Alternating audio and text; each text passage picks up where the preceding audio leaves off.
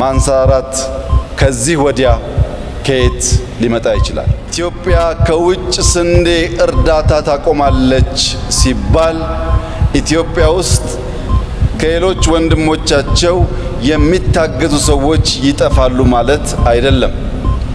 ታላቁ አንደኛው ኢኮኖሚ አሁን ባለው ሁኔታ የአሜሪካ ሲሆን ከ50 ሚሊዮን ያላነሱ በአሜሪካ የሚኖሩ ሰዎች ቤት መጠለያ የሌላቸውና ከአሜሪካ መንግስት ፉድ ስታምፕ የሚሰጣቸው ናቸው።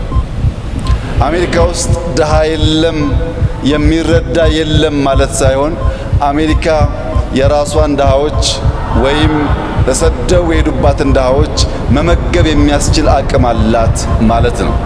ኢትዮጵያ ከሚቀጥለው ዓመት የግሪን ሌጋሲ ማጠናቀቂያ በኋላ ከውጭ እርዳታ አትቀበልም ማለት በውስጥ አንተጋገዝም ማለት አይደለም። በውስጥ ያሉ እጅ አጠሮቻችንን እኛው ራሳችን ማገዝ እንጀምራለን።